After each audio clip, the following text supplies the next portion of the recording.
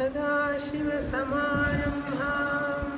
शङ्कराचार्यमध्यमाम् अस्मदाचार्यपर्यन्तां वन्दे गुरुपरम्पराम्। ఓం 13వ అధ్యాయం 6వ శ్లోకం. మహాభూతాన్యహంకారః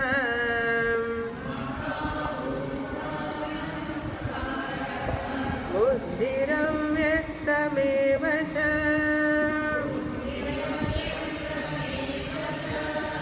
ఇంద్రియాణి దశైకంచ పంచచేంద్రియగోచరాః.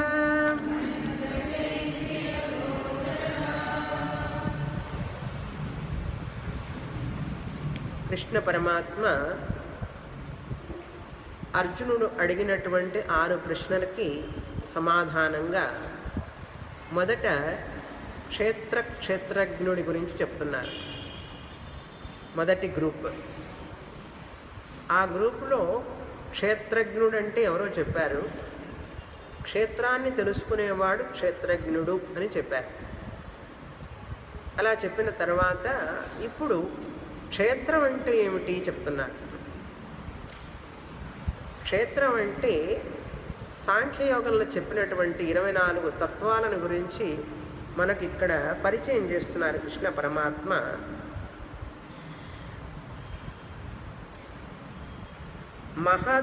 మహాభూతాని అహంకారః బుద్ధిరవ్యక్తమేవ చ. అవ్యక్తం అంటే ప్రకృతి మొదట. ఇవల్యూషన్ అంటారు. పరిణామం ఎలా చెందింది ఈ విశ్వం, ఈ సృష్టి ఎలా వచ్చింది అంటే మొదట ప్రకృతి ఉన్నది అంటారు సాంఖ్యులు. సాంఖ్య ఫిలాసఫర్ అంటారు. కపిల ముని ద్వారా ఆయన 24 తత్వాలను చెప్పారు. మనం కూడా 24 తత్వాలని ఒప్పుకుంటాం. అధ్యారోప కాలంలో అంటే బోధ చేయడం కోసం శాస్త్రాన్ని మనం 24 తత్వాలని ఒప్పుకుంటాం. వాళ్ళ అష్టాంగల యోగంలో ఎట్లాగైతే 8 అంగాలను మనం స్వీకరిస్తాం, కానీ వాళ్ళ యొక్క సిద్ధాంతాన్ని ఒప్పుకోం. అదేవిధంగా సాంఖ్యుల సిద్ధాంతాన్ని పూర్తిగా మనం అద్వైతులు ఒప్పుకోరు. మనం అద్వైతులు ఒప్పుకోం. ఎందుకంటే అందులో కొన్ని దోషాలు ఉన్నాయి. అవి మనకు తెలుస్తాయి. బ్రహ్మసూత్రం చదివేటప్పుడు బాగా మనకు ఇంకా తెలుస్తాయి వివరంగా. కానీ ఆ 24 తత్వాలు తెలుసుకుంటే మనకు ఎలా ఈ ప్రకృతి పరిణామం చెందుతూ వచ్చింది అని తెలుస్తుంది. ప్రకృతి ఉన్నది మొదట అంటారు, మ్యాటర్ అంటారు. ప్రకృతి ఉన్నది. ఆ ప్రకృతి నుంచి ఏమొచ్చిందంటే మహత్ వచ్చింది. మహత్తత్వం అవ్యక్తం అన్నారు ఇక్కడ. మహత్తుకి బుద్ధి అని పేరు పెట్టారు. అవ్యక్తం బుద్ధిరవ్యక్తమేవచ. అవ్యక్తం అంటే ప్రకృతి అన్నాం, నెంబర్ 1. బుద్ధి అంటే మహత్, నెంబర్ 2 అని చెప్పాం. తర్వాత అహంకారం మూడవది. అహంకారం తత్వం మహాభూతాని. తర్వాత అహంకార తత్వం చెప్పిన తర్వాత 2వ లైన్లో ఏకం అని ఉన్నది. ఆ ఏకం అనేది మనస్సు. ఒక మనస్సు వచ్చింది అహంకారాన్ని నుంచి. ఇప్పుడు 4 వచ్చినాయి. ప్రకృతి 1, మహత్ 2, అహంకారం 3, మనస్సు. ఈ మనస్సు ఎలా వచ్చిందంటే అహంకారమే 3గా కనపడుతుంది. సత్వగుణం, రజోగుణం, తమోగుణం. అహంకార సత్వగుణాన్ని నుంచి మనస్సు వచ్చింది. అహంకార రజోగుణాన్ని నుంచి దశ ఇంద్రియాణి దశైకంచ అన్నారు. ఇంద్రియాణి దశ అన్నారు. 5 జ్ఞానేంద్రియాలు, 5 కర్మ ఇంద్రియాలు అని చెప్పుకున్నాం కిందటి వారం. తర్వాత మహాభూతాని అన్నారు. మహాభూతాన్ని మొదటి లైన్ మళ్ళీ. మహాభూతాన్ని అంటే 5 సూక్ష్మభూతాలు. ఆకాశ, వాయు, అగ్ని, ఆపహ, పృథ్వీ. 5 పంచభూతాలు సూక్ష్మంగా ఉన్నాయి మొదట. అవి ఎలా వచ్చినాయంటే అహంకారం యొక్క తమో గుణాన్ని నుంచి వచ్చినాయి, తామస అంశం నుంచి వచ్చినాయి. తర్వాత పంచ ఇంద్రియ గోచరాహ అన్నారు, స్థూల భూతాలు 5 ఈ యొక్క సూక్ష్మ పంచభూతాల నుంచి వచ్చినాయి. పంచ స్థూల భూతాలు పంచ సూక్ష్మభూతాల నుంచి వచ్చినాయి. ఇప్పుడు ఇక్కడ మనం తెలుసుకోవాల్సింది ఏంటంటే ఏవి కార్యం, ఏవి కారణం, ఏవి కార్యకారణాలు. ప్రకృతి మూల కారణం, ప్రకృతి మూల కారణం. ప్రకృతి నుంచి బుద్ధి అవ్యక్తం వచ్చింది, మహత్ వచ్చింది కనుక మహత్ కార్యం. మహత్ నుంచి అహంకారం వచ్చింది, మహత్ కారణం అహంకారానికి కనుక మహత్ అనేది రెండవది కార్యకారణం. అహంకారం మహత్తుకి కార్యం, కానీ మనస్సుకి ఇంద్రియాలకి సూక్ష్మభూతాలకి కారణం కనుక అహంకారం కూడా కార్యకారణం. ఎట్లాగైతే మన తల్లిదండ్రులు మనకు కారణం, వాళ్ళ తల్లిదండ్రులకి వాళ్ళు కార్యం, కారణం కాకూడదు, కార్యం. ప్రోడక్ట్స్ అని అర్థం, పుట్టారు అని అర్థం. మనస్సు నుంచి, మనస్సు కార్యం, అది కారణం కాదు. మనస్సు అహంకారం నుంచి పుట్టింది, అది కార్యమే కానీ కారణం కాదు. దశ ఇంద్రియాలు కూడా కార్యం, కారణం కావు. కానీ సూక్ష్మభూతాలు కార్యము కారణం. ఎందుకంటే స్థూల భూతాలు సూక్ష్మభూతాల నుంచి వచ్చినాయి కనుక పంచ సూక్ష్మభూతాలు కూడా అహంకార దృష్ట్యా కార్యం, స్థూల భూతాల దృష్ట్యా కారణం. స్థూల భూతాలు కార్యం, కారణం కాదండి అని కార్యకారణాలు. ఇలా మనం ఇంటికి వెళ్ళి హోంవర్క్ చేసుకోండి, చెప్పాను నేను అంతే. ఓకే, ఇంతవరకు క్రిందటి వారం చూసాం కనుక 24 తత్వాలు అయిపోయినాయి. పురుష 25వ తత్వం, 25వ తత్వం పురుష. ఇప్పుడు 7వ మంత్రంలో ప్రవేశించాలి. ఈ 24 తత్వాలే కాకుండా మన అహంకారంలో అంటే మనసులో ఉన్నటువంటి ఎమోషన్స్ అంటారు చూసారా, లోపల ఆలోచనలు, మనసులో ఉన్నటువంటి రకరకాలైన ఆలోచనలు కూడా క్షేత్రం కిందికే వస్తాయి. అవి ఏమేమిటి అని చెప్పి ఇక్కడ మనకు చెప్తున్నారు. 7వ శ్లోకంలో చదువుతాం. ఇంతవరకు క్రిందటి వారం చూసాం. ఈ యొక్క 6వ శ్లోకాన్ని సాంఖ్య కారికలో చెప్పబడింది. సాంఖ్య సూత్రాలు కపిలుడు రాశాడు, కపిల మహర్షి. అవి ఇప్పుడు లభించడంలే. ఆ కపిల మహర్షి రాసినటువంటి సూత్రాలకి తర్వాత ఒక ఆచార్యుల వారు దానికి ఆధారం చేసుకొని సాంఖ్య కారికలు రాశారు. సాంఖ్య కారికల్లో ఆయన ఒక శ్లోకంలో ఈ 24 తత్వాలు చెప్పేస్తారు. ఆ శ్లోకం ఎలా ఉంటుందంటే, మూల ప్రకృతి రవికృతి మహదాద్యా ప్రకృతి వికృతయ సప్త షోడశకస్తు వికృతయ న ప్రకృతి న వికృతి పురుష. పురుష 25వ తత్వం కార్యము కాదు, కారణము కాదు. ప్రకృతి అంటే కారణం, వికృతి అంటే కార్యం. అంటే ఏవి కార్యాలు, ఏవి కారణాలు, ఏవి కార్యకారణాలు అని ఈ శ్లోకంలో చెప్పేశారు. 25 తత్వాల గురించి ఒక్క శ్లోకంలో. మూల ప్రకృతి రవికృతి మహదాద్యా ప్రకృతి వికృతయ సప్త షోడశకస్తు వికృతయ న ప్రకృతి న వికృతి పురుష.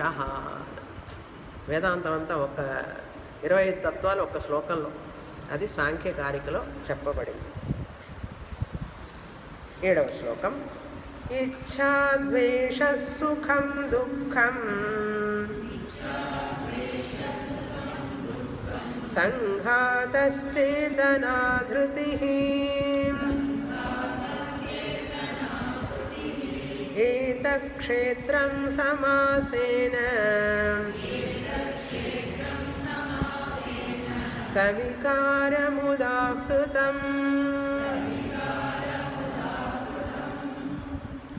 క్షేత్రం అంటే సంఘాతం. సంఘాతం అంటే కలయిక, అసెంబ్లేజ్ అంటారు. ఒక కారు ఉందనుకోండి, అనేక పార్ట్స్ని ఒక చోట పెడితే కారు. అసలు కారు అనేది ఉన్నదా? కారు అనే వస్తువు లేదు. టైర్లు ఉన్నాయి, స్టీరింగ్ ఉన్నది, తలుపులు ఉన్నాయి, సీట్లు ఉన్నాయి, అట్లా రకరకాల పార్ట్స్ ఉన్నాయి, భాగాలు ఉన్నాయి. కానీ కార్ అన్నది పదం వస్తువు లేదు. మీరు ఇట్లా ఆలోచిస్తే ప్రపంచంలో ఉన్న పేర్లన్నీ ఆ వస్తువు లేదు. ఇప్పుడు డెస్క్ అన్నా, డెస్క్ అంటే ఏమిటి? 4 కాళ్ళు ఉన్నాయి, చెక్క 4 కాళ్ళకు పైన ప్లాంక్, ఇంతే కదండి. నువ్వు డెస్క్ అని పేరు పెట్టావు, డెస్క్ అనే వస్తువు లేదు అస్సలు. ఇప్పుడు చీర అనేటువంటి వస్తువు లేదు. దారం, నిలువు దారాలు, అడ్డదారాలు కలిపితే వస్త్రం, వస్త్రమైంది. ఇలా ప్రతి వస్తువుని మీరు ఆలోచిస్తే కార్ అనేది లేదు, ప్లేన్ అనేది లేదు, ఫ్యాన్ అనేది లేదు. ఫ్యాన్ అంటే ఏమిటండి చెప్పండి? 3 రెక్కలు, మధ్యలో ఒక డోము, పైన ఒక గడ్డి, ఒక వైరు ఉంటుంది. ఏది ఫ్యాన్ అందులో? చూసారా? ఆలోచిస్తే ఫ్యాన్ అన్న వస్తువే లేదు అసలు. ధ్యానం చేసేటప్పుడు ఇట్లా ప్రతి వస్తువుని, అసలు ఆ వస్తువు అనేది లేదు. నేను చెప్పేది అందుకనే, ఈ పుష్పం ఉన్నదంటే పుష్పం అనేది లేదు అని చెప్పి ఒక్కొక్క రెక్క తీసేస్తే అన్ని రెక్కలు కలిసి సంఘాతం. అన్ని రెక్కల సంఘాతమే పుష్పం. రెక్కలు లేకుండా పుష్పం అనేది లేదు. కనుక పుష్పం అనే వస్తువు లేదు. ఇన్ని ఉదాహరణలు చెప్పాను కదా, బాగుంది కదా. ఇప్పుడు నేను మరి శరీరం సంగతి ఏమిటి? పేరు రాసుకుంటాం, స్పెల్లింగ్ తప్పు పోతే కోపం వస్తుంది. పేరు రాసి ఫలానా అని, నేను ఎవరు? ఈ శరీరం. నేను కాల, చెయ్య, తల, ముక్క అన్నీ కలిపితే నేనండి అన్నాం. కనుక అసలు ఈ శరీరం, ఈ పేరు అనేది నిజం కాదు. ఎట్లాగైతే పుష్పం అనేది లేదో, మనం ఇచ్చినటువంటి ఈ పేరు కలిగిన వ్యక్తి లేడు నిజంగా. ఒక తోలు, ఆ తోలు కింద ఎముకలు, అస్థిపంజరం, ఆ అస్థిపంజరం లోపల కొంచెం మాంసం, ఆ మాంసం రకరకాల అవయవాలతో, కిడ్నీలు, ఊపిరితిత్తులు, గుండె, కాలేయం ఇట్లాంటివన్నిటితో కూడి ఉన్నది లోపల. అటువంటిది ఇది. ఇట్లా విచారణ చేయాలి. చేస్తే దీని మీద అభిమానము, రాగము, ద్వేషము ఇట్లాంటివి ఏమీ రావు. ఎప్పుడైనా సరే ఒక వస్తువును అదిగా తెలుసుకుంటే జ్ఞానం. దానిని దానిగా తెలుసుకోకుండా మరొకటిగా భావిస్తే అజ్ఞానం. అలాంటి అజ్ఞానాన్ని పోగొట్టడానికి కృష్ణ పరమాత్మ మనకు క్షేత్రం అంటే ఏమిటి చెప్తున్నారు. ఈ ప్రపంచం అంతా క్షేత్రమే, పంచభూతాల కలయిక. స్థూల పుట్టాడు అంటాం, జన్మ అన్నాం. జన్మ అంటే ఏమిటి చెప్తుందో తెలుసా శాస్త్రం? జన్మ అంటే ఏముంది? ఈ స్థూలమైనటువంటి మ్యాటర్, ప్రకృతి, సూక్ష్మమైనటువంటి మనస్సు, అంతఃకరణం, ఈ రెండు దగ్గరికి వస్తే జన్మ. అవి రెండు విడిపోయినాయి అనుకోండి, డైవర్స్ ఇచ్చుకున్నాయి అనుకోండి, టాటా బై బై చీరుగా చెప్తే మరణం. సూక్ష్మ శరీరం, స్థూల శరీరం రెండు విడిపోతే మరణం. ఈ రెండింటి కలయిక జననం, అంతే. ఇది అర్థం కావాలంటే ఇంకొక ఉదాహరణ. బల్బ్ ఉంది, ఫిలమెంట్ ఉంది, ఎలక్ట్రిసిటీ ఉంది. ఆ ఫిలమెంట్ లేకపోతే ఆ ఎలక్ట్రిసిటీ ఆ బల్బు ద్వారా ప్రకాశించదు. బల్బు ప్రకాశించాలి అంటే ఎలక్ట్రిసిటీ ఉండాలి, ఫిలమెంటు ఉండాలి. ఫిలమెంట్ లేకపోతే ఏం చేస్తారు? ఆ బల్బుని పారేస్తారు. ఏమండి, ఎలక్ట్రిసిటీ ఉంది కదా, బల్బు ఉన్నది కదా, ఉంచుకోవచ్చుగా అంటే ఏం ఉపయోగం అండి ఉంచుకోవడానికి? Filament minus bulb, bulb minus filament ఇది కాదు మరణం. ఫిలమెంట్ ప్లస్ బల్బ్ ఇది కాదు జననం. ఎలక్ట్రిసిటీ ఎప్పుడూ ఉంటుంది. ఫిలమెంట్ ఉన్నా లేకపోయినా ఎలక్ట్రిసిటీ ఉన్నది. అదేవిధంగా ఆత్మ చైతన్యం ఎలక్ట్రిసిటీ లాంటిది, మనస్సు ఫిలమెంట్ లాంటిది, సూక్ష్మ శరీరం. స్థూల శరీరం బల్బు లాంటిది. వింటాం, మళ్ళీ మర్చిపోతూ ఉంటాం, వింటూ ఉంటాం, మర్చిపోతూ ఉంటాం, మళ్ళీ వింటూ ఉండాలి, మళ్ళీ వింటూ ఉంటే మళ్ళీ మర్చిపోతూ ఉంటాం. మర్చిపోనంతగా వినాలి, అది అర్థం. క్షేత్రం గురించి చెప్పాం, అయిపోయింది. లోపల ఆలోచనలు సామాన్య ఇచ్ఛ ఒకటి, మొదటిది చూడండి. ఇచ్ఛ అంటే కోరిక, రాగ అంటాం, అనురాగం, దాని మీద అభిమానం, ఒక వస్తువు మీద అభిమానం. రాగ, మనం కూర్చుండే చోటు మీదనే మనకు ఎంత అభిమానం. అక్కడ ఎవరు కూర్చోరు మళ్ళీ. మన కుర్చీ ఒక వారం రోజులు కూర్చున్నామంటే ఎంత అభిమానమో ఆ చోటు మీద. ఇదినే ఏమంటారు? ఇచ్ఛ అంటారు. చూడండి, మన ఇంట్లో కూడా మనం వాడుకునే వస్తువులు కానీ ఏవైనా కూడా వాటి మీద మనకు ఇచ్ఛ ఏర్పడుతుంది. ఇది కూడా క్షేత్రంలో ఒక భాగమే. ద్వేష, అదేవిధంగా ద్వేషించే భావం, చాలా బలమైనటువంటి ఒక ఎవర్షన్ ఉంటుంది. ఆ వస్తువు అంటే నాకు ఇష్టం ఉండదు. ఈ భావన కూడా క్షేత్రంలో ఒక భాగం. ఆలోచన, ద్వేష రూప ఆలోచన. ఎందుకు ద్వేషిస్తామంటే ఏమో నాకు తెలియదు, నాకు ఇష్టం లేదు, నేను ఇష్టపడను ఆ వ్యక్తిని కానీ, ఆ వస్తువు కానీ, ఆ పదార్థం కానీ. ద్వేష, అది ఒక ఆలోచన, లోపల వచ్చే మనసులో వచ్చే ఆలోచన. ఇది దేనికి సంబంధించింది అంటే క్షేత్రం అంటే క్షేత్రజ్ఞుడు కాదు అని అర్థం. క్షేత్రం. సుఖం, మనకు వచ్చి సుఖం ఉంది చూసారా, సంతోషం. ఒక సుఖం వస్తే సత్వగుణం వలన, ఎప్పుడైతే మనసు సత్వగుణ ప్రధానంగా ఉంటుందో అప్పుడు మనకు సుఖం వస్తుంది. పదార్థాల్లో, వస్తువుల్లో సుఖము లేదు, దుఃఖము లేదు. భగవంతుడు, ఈశ్వరుడు పదార్థాన్ని సృష్టించాడు ఆయన, అంతే. దాన్ని మనం విషయంగా మార్చాం. పుష్పం ఒక విషయం, క్లిప్పు ఒక విషయం, ఆబ్జెక్ట్.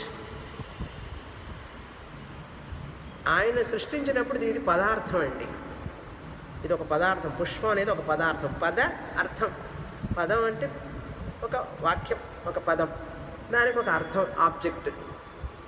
ప్రతి పదార్థానికి ఒక పదం ఉంటుంది, దానికి ఒక ఆబ్జెక్ట్ ఉంటుంది, అర్థం ఉంటుంది. ఇప్పుడు గులాబీ పువ్వు, అదొక పదం. రోజ్ ఫ్లవర్, ఆ రోజ్ ఫ్లవర్కి ఒక వస్తువు ఉన్నదా లేదా? అర్థం. అర్థం అంటే వస్తువు, కనుక దీన్ని ఏమంటాం? పదార్థం అంటాం. పేరు రూపం కలిపితే పద అర్థం. ఇదల్లా ఎటిమలాజికల్ డెరివేషన్స్ అంటారు. ఒక్కొక్క పదాన్ని ఇలా క్లిప్, క్లిప్ అనేది పదం, ఆ రూపం మన చేతిలో ఉన్నది, ఇప్పుడు నా చేతిలో, అది అర్థం, ఆబ్జెక్ట్. పదం లేకుండా అర్థం లేదు, అర్థం లేకుండా పదం లేదు. అవునా? క్లిప్ క్లిప్ క్లిప్ అంట, ఎక్కడుంది క్లిప్పు? లేకపోతే క్లిప్ ఏం యూస్ ఉంది? పదం, అర్థం ఉండ. ఇదేమిటి ఇదేమిటి ఇదేమిటి అంటే ఏమిటో ఏమిటో తెలియదు, ఒక పదం ఉండాలి. అవునా? దీన్నే పదార్థం అంట.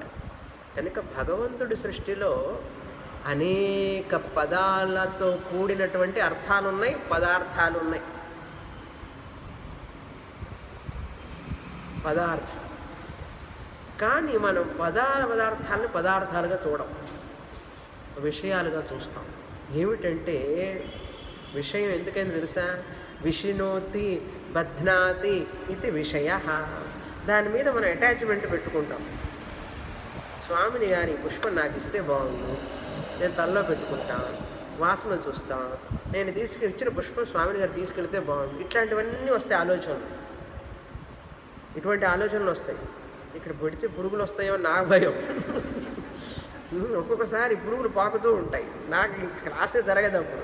అందుకని ఒక్కొక్కసారి నేను చాలా కాన్షియస్గా ఉంటాను. ఒక్కొక్క పువ్వులు తెచ్చిపెట్టారు అనుకోండి, పాపం మీరు మాత్రం ఎన్ని పురుగులను చూస్తారా ఏమిటి? అది ఎక్కడో లోపల ఉంటుంది. ఇక్కడ కూర్చున్న తర్వాత అది వినడం కోసం, క్లాస్ వినడం కోసం చక్కగా నా ముందుకు వస్తుంది. అట్లా అప్పుడు ఇంకా నాకు కాన్సన్ట్రేషన్ ఎట్లా ఉంటుంది? ఇదో ఒక పదార్థాన్ని విషయంగా మార్చేసాం. దాని మీద ఇచ్ఛ, దాని మీద ద్వేషం కానీ, దాని మీద ఇది సుఖాన్ని ఇస్తుందనే భావన కానీ, అలాగే ఇది దుఃఖాన్ని ఇస్తుందనే భావన కానీ. అయ్యో ఇంత చక్కటి పూలు ఎంత బాగున్నాయో అంటావు, ఇంక బాగానే ఉంటాయి, నాకు ఇక్కడ పురుగు వస్తుంది. చూసారా, ఒకే వస్తువు సుఖాన్ని భావనని ఇస్తుంది, దుఃఖ భావనని ఇస్తుంది. కనుక పదార్థం అనేటువంటిది ప్రాబ్లం కాదు, అది కలిగించేటటువంటి ఆలోచన. ఇది నాకు సుఖాన్ని కలిగిస్తుంది, ఇది రాగం ఏర్పడి సుఖాన్ని కలిగిస్తుంది, ద్వేషం ద్వారా దుఃఖాన్ని కలిగిస్తుంది అనే భావన, ఆలోచన. ఇవన్నీ ఎక్కడ వస్తున్నాయంటే క్షేత్రంలోనే వస్తున్నాయి. కనుక ఇది క్షేత్రమే అన్నారు. ఇచ్ఛ, ద్వేష, సుఖం, దుఃఖం. తర్వాత సంఘాత.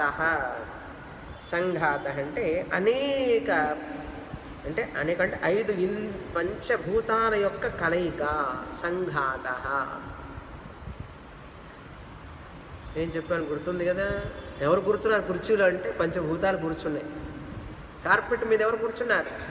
పంచభూతాలు కూర్చున్నాయి. ఎట్లా ఉన్నాయంటే వేరే రూపంలో. ఏమండి, అదే కదా సత్యం. పంచభూతాలే తల ఆడిస్తున్నాయి, పంచభూతాలే నవ్వుతున్నాయి. ఆకాశ, వాయు, అగ్ని, ఆపహ, పృథ్వీ. నమ్ముతారా? నమ్మగలరా?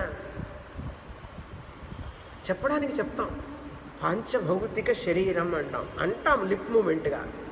అయినా ఎంతవరకు మనకు అద్దం ముందు నిల్చున్నప్పుడు పంచభూతాలని మనం చూస్తున్నామని జ్ఞాపకం ఉంటుందా? పూర్ణ డబ్బా ఖాళీ అయిపోతూ ఉంటుంది, స్నో డబ్బా ఖాళీ అవుతూ ఉంటుంది. అలంకరిస్తాం ఈ యొక్క పంచభూతాలతో కూడిన శరీరాన్ని. పంచభూతాలే కదా, అది సంఘాత అన్నారు. ఏమిటి ఈ శరీరం, ఈ ప్రపంచం? ఈ శరీరమేనా? ప్రతి వస్తువు, మీకు కనపడే ప్రతి వస్తువు పంచభూతాలతో చేయబడింది. అందుకని ప్రపంచ అన్నారు దీన్ని. ప్రకర్షేణ పంచవిధ ప్రపంచ. ఆకాశమే మరొక రూపంలో కనపడుతోంది, వాయువే మరొక రూపంలో, అగ్ని మరొక రూపంలో, నీరు మరొక రూపంలో కనపడుతోంది, పృథివీ. అన్ని పంచభూతాలు. పంచభూతాలు చేరనటువంటి పదార్థము లేదు. నువ్వు చూసేవన్నీ కూడా పంచభూతాలే, కానీ పంచభూతాలుగా కనపడవు. ఇది కనపడుతోందా? ఈ శరీరం పంచభూతాలతో చేయబడింది, అది పంచభూతాలుగా కనపడుతోందా మనకు? ఇది పంచభూతమే అని నిర్ధారణ చేయగలవా? ఎవరికో చెప్పడానికి కాదు, చేసి తీరాలి. అప్పుడు జ్ఞానం వస్తుంది. ఇది పంచభూతములే అని కూర్చొని ధ్యానం చేయండి. ఇది కాదని నిరూపించండి, అప్పుడు ఉపనిషత్తులకు చెప్పండి. పోయి నువ్వు తప్పు చెప్పావు, పంచభూతాలు కాదని చెప్పగలిగితే మనం ఉపనిషత్తులను ఓడించినట్లే. చెప్పలేము.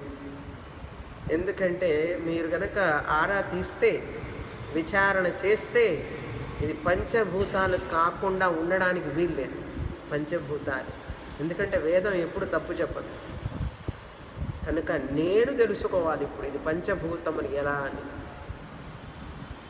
పంచభూతాల నుంచి వచ్చింది, పంచభూతాల్లోకి వెళ్ళిపోతున్నది. కనుక ఈ పంచభూతాలతో వచ్చిన దాని మీద నేను ఎందుకు ఇంత రాగము ద్వేషము పెంచుకోవాలి? పంచభూతాల శరీరం మీద, పంచభూత వస్తువుల మీద ఎందుకు నేను ఈ రాగాన్ని పెంచుకుంటున్నాను? పంచభూతాలను తెలిస్తే పెంచుకోం కదా. పెంచుకోవడం వల్ల దుఃఖం అన్నారు. అది చెప్తున్నారు కృష్ణ పరమాత్మ. నువ్వు ఇలా తెలుసుకుంటే నీకు దుఃఖం ఉండదు. తెలుసుకో, చెప్పారు కదా ఇందాక, ఒక వస్తువుని అదిగా తెలుసుకుంటే జ్ఞానం, దాన్ని దానిగా తెలుసుకోకుండా మరొకటిగా తెలుసుకుంటే దుఃఖం. ఉదాహరణ కావాలా? తాడుగా తెలుసుకుంటే దుఃఖం లేదు. తాడు పాముగా చూస్తే దుఃఖం. పంచభూతాలతో కూడిన శరీరాన్ని పంచభూతాలుగా దాన్ని తెలుసుకుంటూ దాన్ని ఉపయోగించుకుంటే ప్రాబ్లం లేదు. పంచభూతాలతో కూడిన శరీరాన్ని తానుగా నిజంగా నేనే అనుకొని అభిమానం పొందితే అది మోహం, భ్రమ. ఆ భ్రమ సరైన జ్ఞానం కాదు కదా. అప్పుడు మరి అది దుఃఖాన్ని ఇస్తుందా ఇవ్వదా? ఇప్పుడు ప్రపంచంలో మనుషులు దుఃఖపడటానికి కారణం ఏమిటో అర్థమైందా? సంఘాత. కనుక దాన్ని ఉపయోగించుకో అంతవరకే. కానీ దానికి అది వ్యక్తం అవుతూ ఉంటుంది, అవ్యక్తం అవుతూ ఉంటుంది, పోతుంది. జాయతే వర్ధతే విపరిణమతే అపక్షీయతే వినశ్యతే. దానికి ఎందుకు అంత సోకు చేయాలి?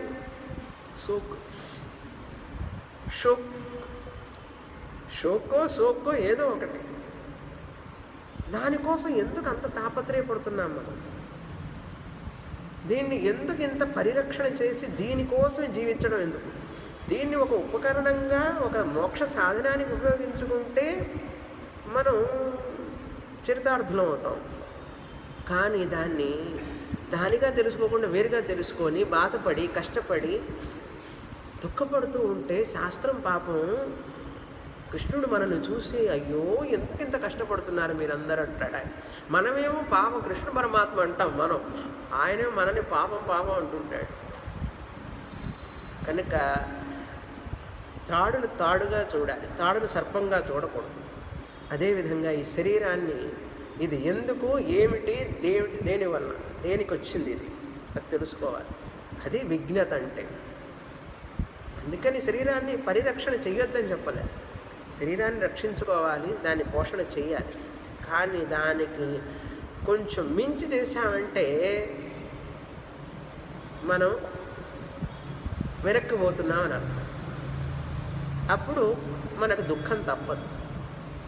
ఎప్పుడైనా భ్రమ మోహం ఉన్నది అంటే దానివల్ల మనం దుఃఖాన్ని అనుభవించి తీరాలి. అలాంటి దుఃఖం పొందకూడదని చెప్పడం కోసం మనకి ఈయన కృష్ణ పరమాత్మ సంఘాత అని చెప్తున్నాడు. ఈ సంఘాతం అనేది అచేతనం, జడం. చేతన, ఇందులో ప్రతిబింబ చైతన్యం ఏర్పడింది. తర్వాత పదం చేతన. ఈ సంఘాతం జడమైనటువంటిది. దీన్ని చేతనం చేయడానికి అంతటా వ్యాపించి ఉన్నటువంటి బింబ చైతన్యం ఆత్మ ప్రతిఫలించింది ఈ సంఘాతంలో. సంఘాతం అంటే ఏం లేదు, మనస్సు శరీరం, స్థూల శరీరం సూక్ష్మ శరీరం సంఘాతం. పంచభూతాలు స్థూలభూతాలు సూక్ష్మభూతాలు. సూక్ష్మంగా ఉన్నది సూక్ష్మ శరీరం, స్థూల శరీరం. ఈ రెండింటి కలయిక ఈ జడాన్ని కదిలించేది ప్రతిబింబ చైతన్యం. అది చేతన అంటే ఇక్కడ. చేతన అంటే ప్రకృతి జడం, దాన్ని కదిలించడం కోసం ఆత్మ ప్రతిబింబం ఏర్పడుతుంది ఆ మనస్సులో. ఎట్లాగైతే సూర్యుడి ప్రతిబింబం అద్దంలో ఏర్పడుతుందో, లేకపోతే మన ముఖం కూడా అద్దంలో కనపడుతుంది కదా. ఇక్కడ కనపడుతుందా? ఇంకెక్కడన్నా కనపడుతుందా? కనపడదు, అద్దంలోనే కనపడుతుంది. ఇప్పుడు నా ముఖం ఇక్కడ కెమెరాలో కనపడుతుంది, మరి ఎక్కడ కనపడదు. ఎందుకంటే నా ముఖాన్ని ప్రతిఫలించగలిగినటువంటి కెపాసిటీ దానికి ఉంది, దీనికి లేదు. అదేవిధంగా మనస్సుకి ఆత్మని ప్రతిఫలించగలిగిన శక్తి ఉన్నది దానికి. రిఫైన్డ్ అంటారు దానికి. అది బాగా రిఫైన్డ్ అయినటువంటి,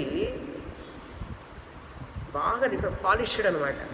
బాగా పాలిష్ అయినటువంటి matter. Polished matter, unpolished matter అంటారు చూసారా. మన ఇంట్లో కూడా ముందు టైల్స్ వేస్తారు. టైల్స్ వేసినప్పుడు మన ముఖం ఏం కనపడదు.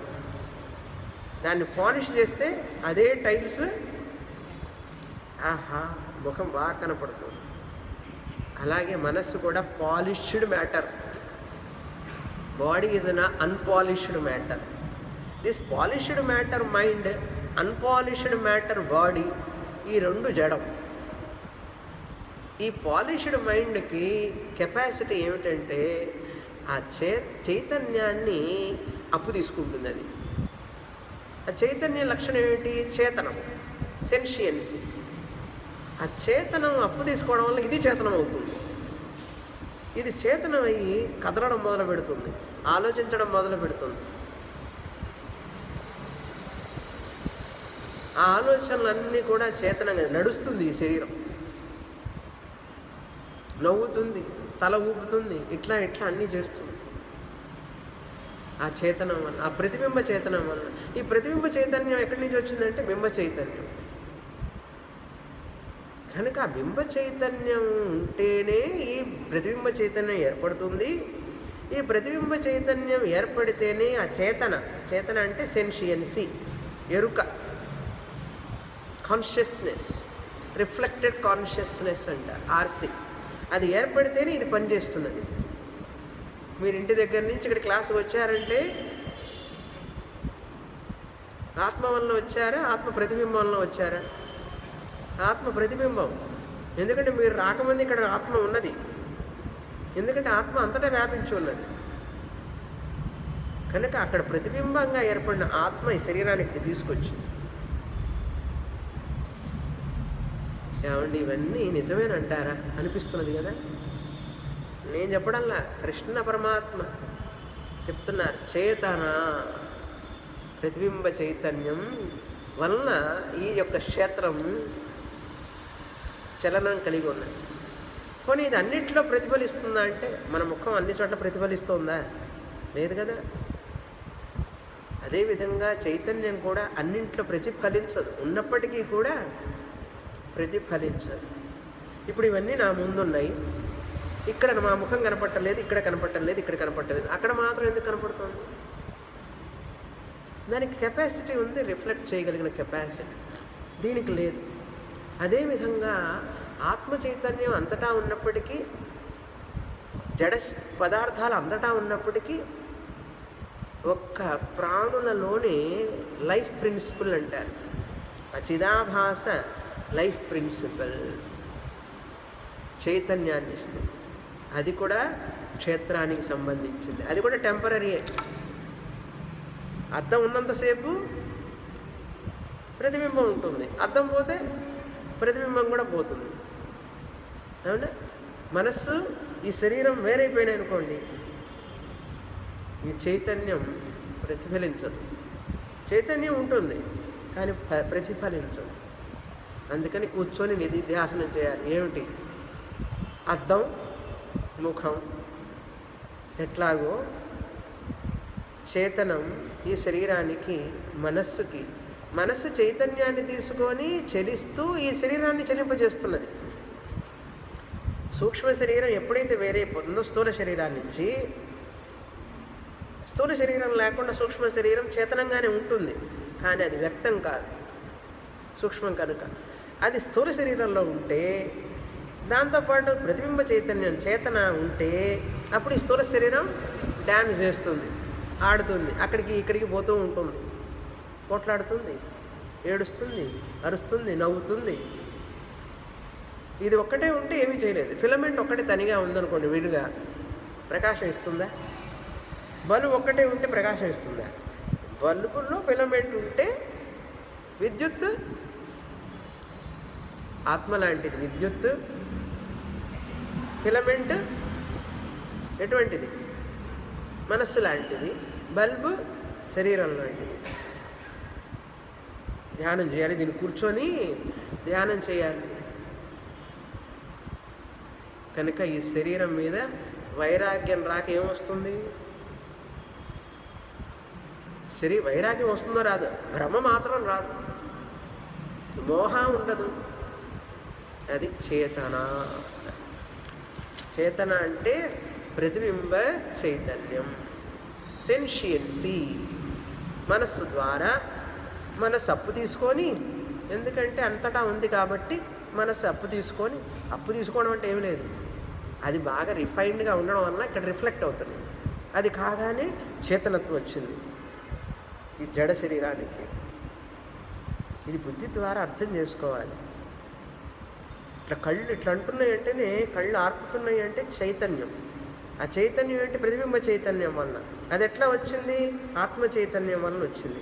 కనుక ఆత్మ చైతన్యం ఉండడం వలన పనిచేసే ఈ శరీరం గొప్పదా, చైతన్యం గొప్పదా? ఎలక్ట్రిసిటీ గొప్ప, బల్బు గొప్ప అండి. బల్బులు వస్తుంటాయి, పోతుంటాయి. ఎలక్ట్రిసిటీ వస్తూ పోతుంటుందా? ఎలక్ట్రిసిటీ పోయిందండి అంటాడు. పవర్ పోయిందిట, ఎలక్ట్రిసిటీ ఎక్కడికి పోదు. నీ ఫ్యూజ్ పోయింది, ట్రాన్స్ఫార్మర్లో చెడిపోయింది, అంతేకాని ఎలక్ట్రిసిటీ పోలేదు నాయన. మనం చెప్పడం మాత్రం ఏం చెప్తాం? Power gone. పవర్ గాన్ కాదు, ద పవర్ని వ్యక్తం చేసేటటువంటి ఇన్స్ట్రుమెంట్ గాన్. కనుక ఆత్మనైన నేను ఎప్పుడు మరణించను, చనిపోను. ఇది మరణిస్తుంది ఎప్పటికైనా. మరణించే దానికోసం కస్యక పరిదేవన, ఎందుకు దానికోసం బాధపడతాం? పోయేది ఎట్లాగైనా పోతుంది, పోనిది ఎట్లాగూ పోదు. ఆ పోనిది ఏదో అది తెలుసుకో, పోయేదానికోసం ఏడవ్వాలి. కానీ మనుషులు అజ్ఞానులు ఏం చేస్తుంటారు? ఎట్లాగో పోయేదానికోసం ఏడుస్తుంటారు. అసలు పోని సత్యమైన దానికోసం తెలుసుకోవడానికి ప్రయత్నించారు. ఎవరైనా ఇట్లా కంఠశోషతో చెప్తున్నా కూడా పాపం అని కూడా దయదలిచి కూడా రాదు. ఏమిటో మాట్లాడుతున్నారు ఆవిడ, స్వామిని గారు, మనకేం అర్థం అవుతాయవన్నీ కూడా. ఇట్లా ఆలోచిస్తారు. విని తెలుసుకునే ఓర్పు, ఓపిక, శ్రద్ధ మనుషులో ఉంటే వస్తుంది. ఉన్న వాళ్ళకి, తెలుసుకున్న వాళ్ళకి ఆనందం, తెలుసుకున్న వాళ్ళకి, లైట్ లేని వాడికి ఏం ఆనందం? చీకటిగా ఉంటుంది, అంధకారంగా ఉంటుంది, కొట్టుకుంటాడు, అటు ఇటు తడబడుతుంటాడు. లైట్ వెలుగుతూ ఉంటే, ప్రకాశంగా ఉంటే ఏ వస్తువు ఎక్కడెక్కడ ఉందని తెలుస్తుంది. అదేవిధంగా ఆత్మ నేనని తెలుసుకుంటే నేను ఎక్కడ లేను, ఏ శరీరంలో లేను, అంతటా ఉన్నా. కనుక క్షేత్రాన్ని క్షేత్రంగా తెలుసుకో, క్షేత్రజ్ఞుడిని క్షేత్రజ్ఞుడిగా తెలుసుకో. క్షేత్రజ్ఞుడే నీ ఎవరు తెలియకుండా క్షేత్రాన్ని నువ్వు అనుకోవాకు. ఇంతకంటే భ్రమ మరొకటి లేదు. ఆ పాపం ఆయనకి మెంటల్ అండి అంటుంటారు. కొంతమందిని చూసి పాపం మెంటల్లీ రిటార్డెడ్ అండి అంటుంటారు. శాస్త్రం అంటుంది నువ్వు మాత్రమే తక్కువ. ఆయన ఎవరు? మెంటల్లీ రిటార్డెడ్, మెంటల్లీ ఛాలెంజ్డ్ అని చెప్పి చూపిస్తుంటాం అట్లా చెయ్యి. శాస్త్రం అంటుంది నువ్వు కూడా భ్రాంతి ఆలయంలోనే ఉన్నావు, అజ్ఞానంలో ఉన్న ప్రతివాడు మెంటలీ. ఇది చెప్తే కోపం వస్తుంది, కానీ శాస్త్రం ఉంటుంది. శంకరాచార్య వారు అంటారు ఈ ప్రపంచమే భ్రాంతి ఆలయం అన్నారు. ఎవరెవరు ఉన్నారంటే అంత మెంటల్ వాళ్ళే ఉన్నారన్నారు. మీరే చెప్పండి, ఇది మెంటల్ కాకేంటి? తాను కాని శరీరాన్ని తాను అనుకోవడం మెంటల్ కాదా?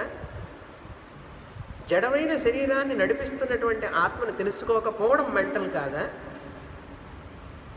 తెలుసుకోకపోగా రాగద్వేషాలకి లోను కావడం మెంటల్ కాదా? అంటే తానేదో ఉన్నతంగా ఉన్నాను అనుకొని పాప మెంటల్ రిటార్డెడ్ వాడిని చూపించి మెంటల్ అంటాడు. శాస్త్రం మనల్ని చూపిస్తోంది, అజ్ఞానంలో ఉన్న నువ్వే మెంటల్.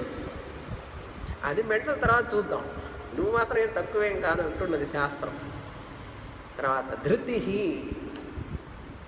చేతన, ధృతి. చేతన తర్వాత ధృతి. ధృతి అంటే ఏమిటి?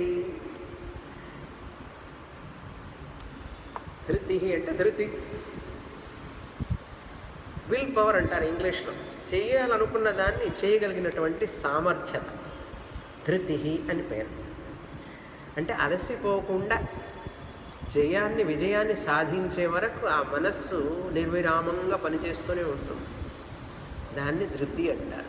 అది ఒక ఆలోచనే కదా, సంకల్ప బలం.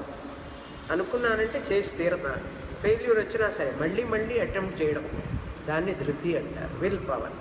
తర్వాత ఏతత్ సర్వం ఇచ్ఛా ద్వేష సుఖం దుఃఖం సంఘాత చేతన ధృతి సర్వం ఏతత్ సమాసేన క్షేత్రం ఇది ఉదాహృతం.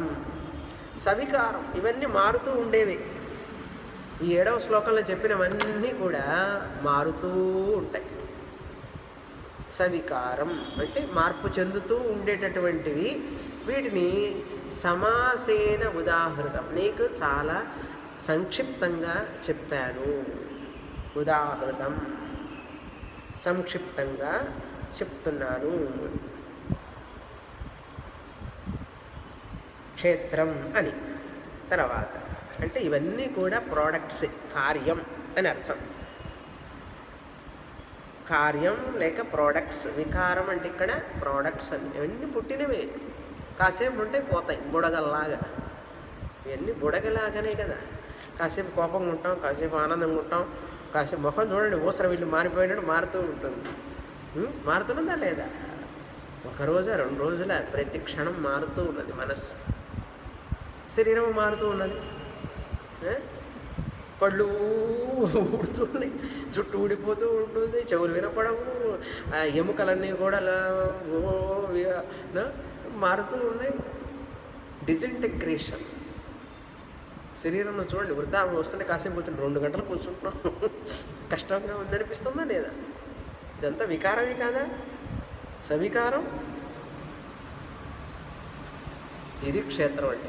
ఏదేదైతే మారుతూ ఉన్నదో అదంతా క్షేత్రం అని తెలుసుకో. ఇంత ఎందుకు చెప్పడం నీకు అంటాడు కృష్ణ పరమాత్మ.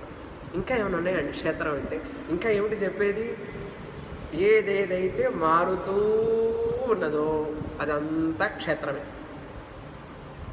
నువ్వు చేర్చుకో. ఇంకా నేను ఎన్ని చెప్పమంటావు? చెప్తూ పోతూ ఉంటే దానికి లిమిట్ లేదు కదా, అంత ఉంది క్షేత్రం.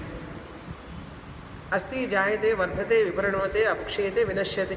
ఎక్కడెక్కడైతే ఉన్నాయో అదంతా క్షేత్రం. బాగుంది, బాగుంది. ఇంకా చాలు క్షేత్రాన్ని గురించి, తర్వాత ఇంకొక టాపిక్ చెప్తాను విను అంటున్నారు. ఏమిటది? 3వ టాపిక్. క్షేత్రం క్షేత్రజ్ఞ అయిపోయింది. తర్వాత జ్ఞానం గురించి చెప్తున్నారు. 8వ మంత్రం చదువుతా. 8వ శ్లోకం. అమానిత్వమదంభిత్వం అహింసా క్షాంతిరార్జవం ఆచార్యోపాసనం శౌచం స్థైర్యమాత్మవినిగ్రహః.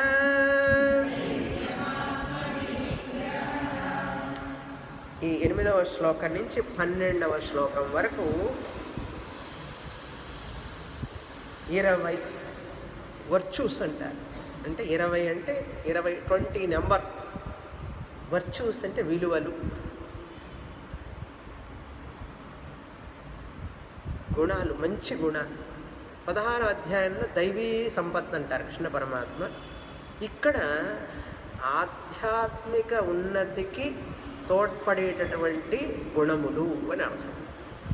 శంకరాచార్యులు వారు చెప్తారు, మోక్ష సౌధాగ్రతల అధిరోహణం అన్నారు.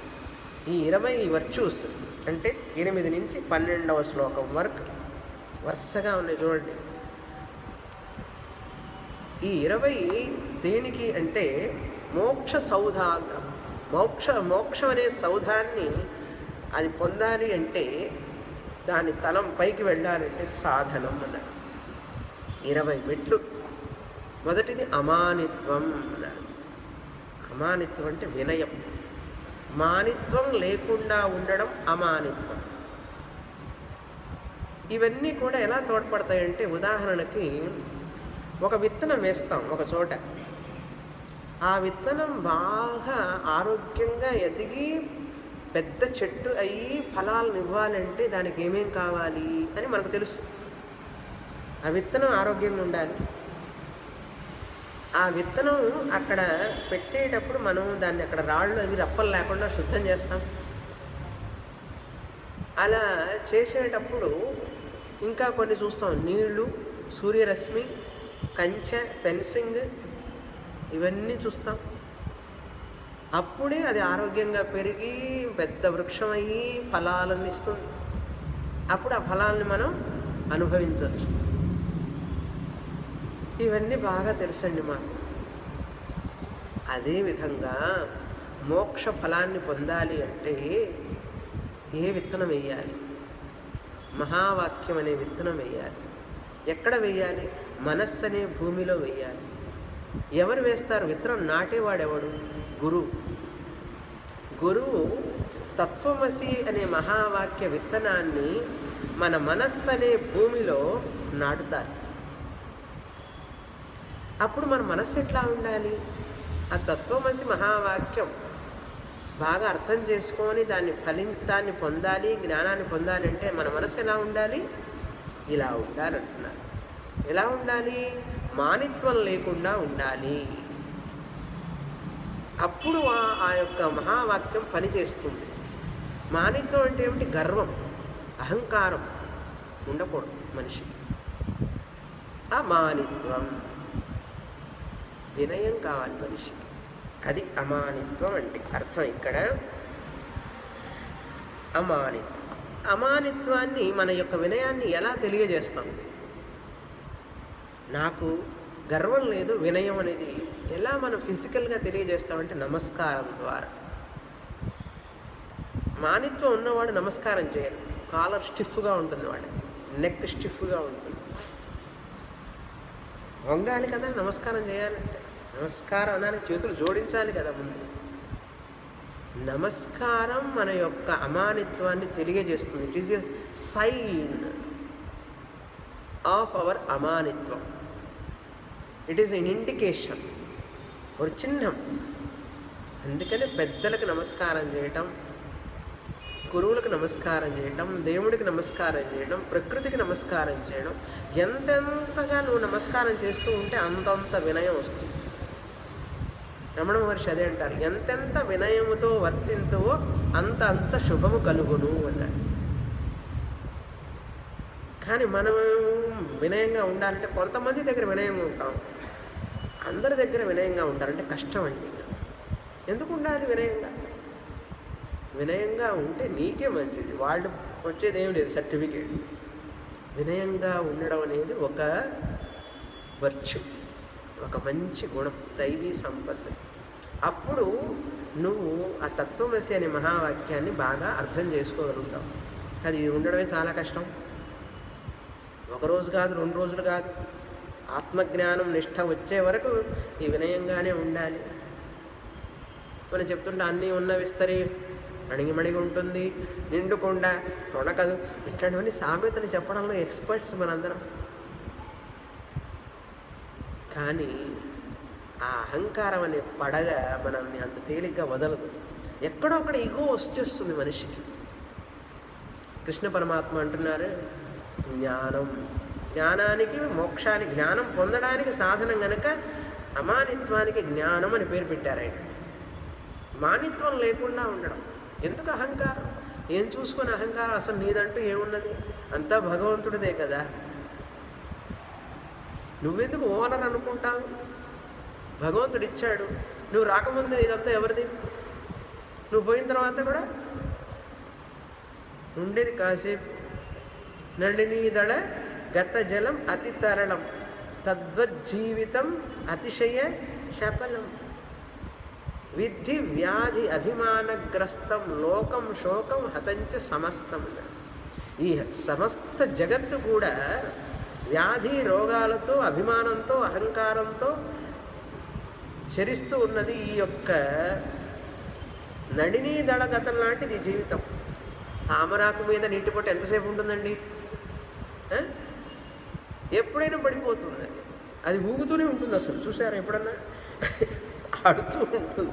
ఎప్పుడు పడిపోతా పడిపోతా పడిపోతా అంటుంటుంది. అది మనం ఇట్లా మనం చూస్తూ ఉండంగానే తెల్ల జుట్టు వచ్చేసింది, పళ్ళు రాలిపోతున్నాయి, ముసలోళం అయిపోతున్నాం. ఇంకా 10 ఏళ్ళు పోయిన తర్వాత ఎట్లుంటాము చూసారా? కనుక దోష దర్శనం చేస్తూ ఉంటే మానిత్వం రాదు మనిషికి. ఎంతో వినయంగా ఉంటేనే కొంతైనా మనకు ప్రయోజనం ఉంటుంది. కృష్ణ పరమాత్మ మొదటి వర్చు చెప్పారు అమానిత్వం. తర్వాత అదంభిత్వం.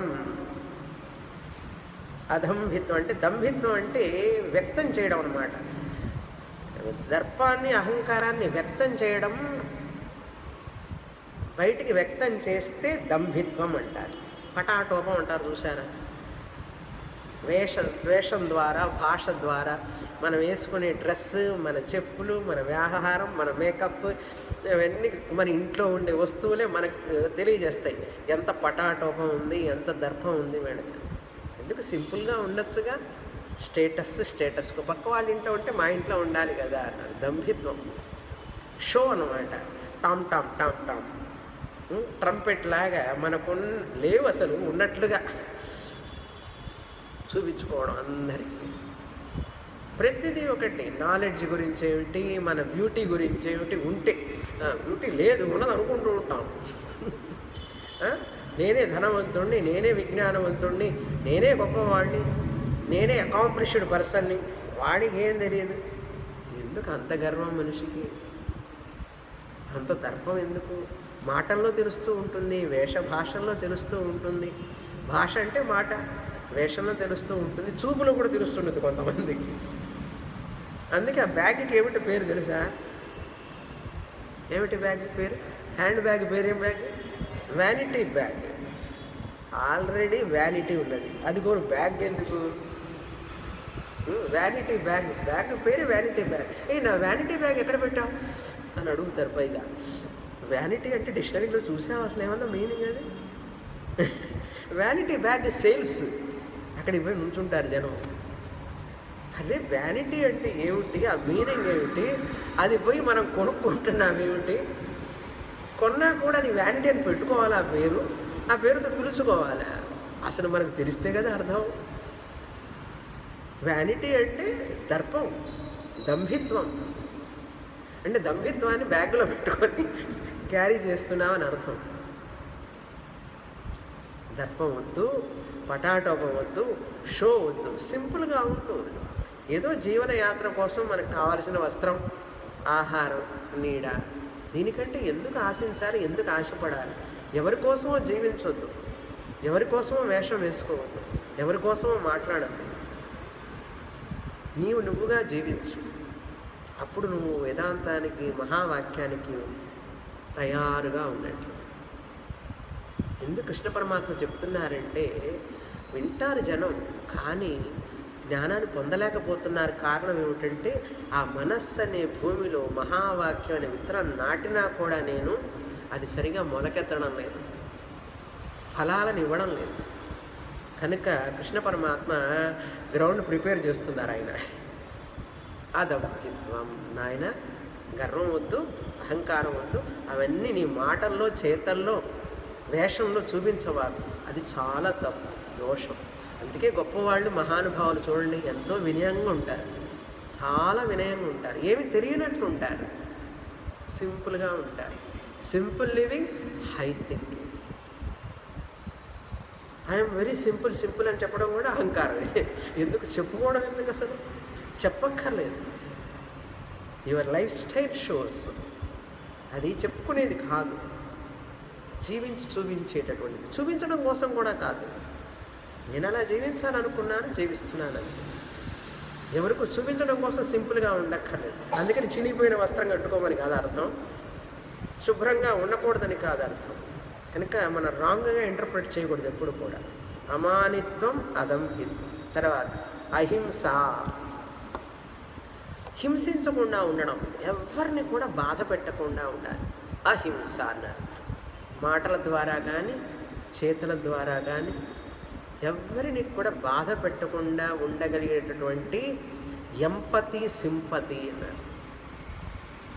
ఎవరు అవతల వాళ్ళు ఏది అంటే, ఎలా మాట్లాడితే నాకు ఇష్టం లేదో నేను అది అనకూడదు, అలా మాట్లాడకూడదు.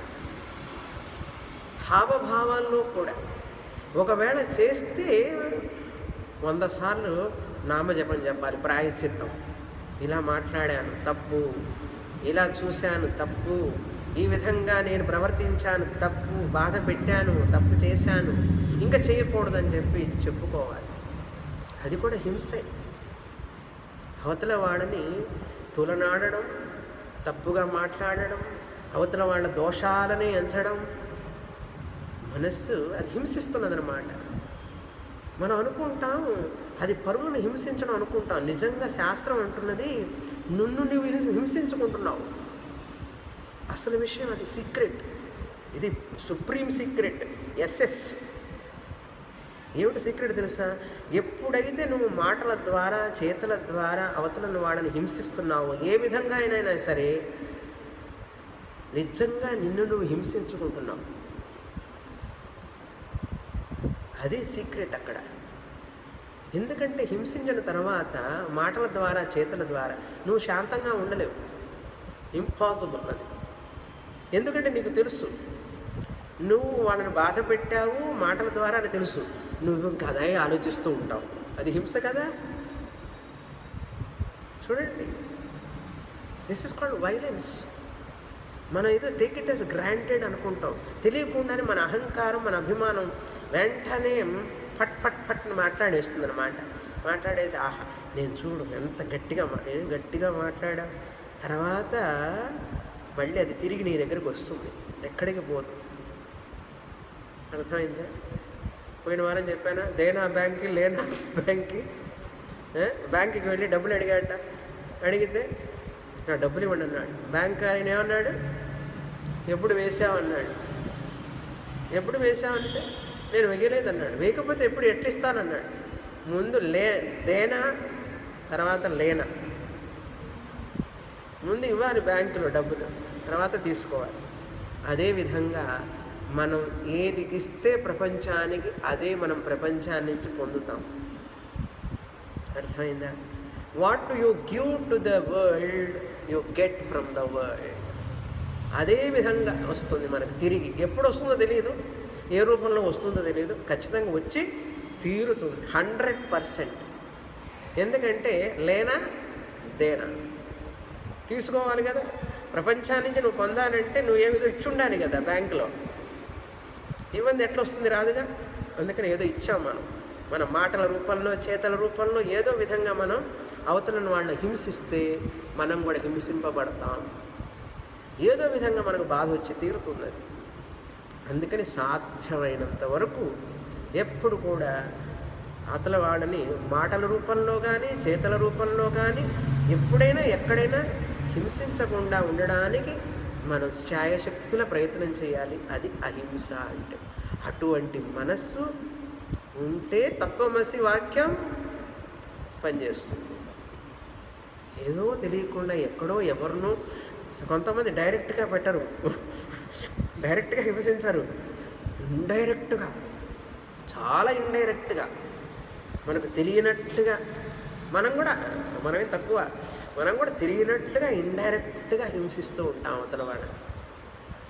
అందుకని అది తెలుసుకోవాలంటే మనసు చాలా సూక్ష్మం కావాలి. సటిల్ మైండ్ అయి ఉంటేనే అది గ్రహించగలుగుతుంది, లేకపోతే గ్రహించలేదు. అందుకని సాధ్యమైనంత వరకు అహింసని పాటించడం నేర్చుకోవాలి. తర్వాత వారం చూస్తాం. వచ్చే పూర్ణమద పూర్ణమిదం పూర్ణాత్ పూర్ణముదచ్యతే పూర్ణస్య పూర్ణమాదాయ పూర్ణమేవావశిష్యతే. ఓం శాంతి శాంతి శాంతి. హరి ఓం. శ్రీ గురుభ్యో నమః. హరి ఓం.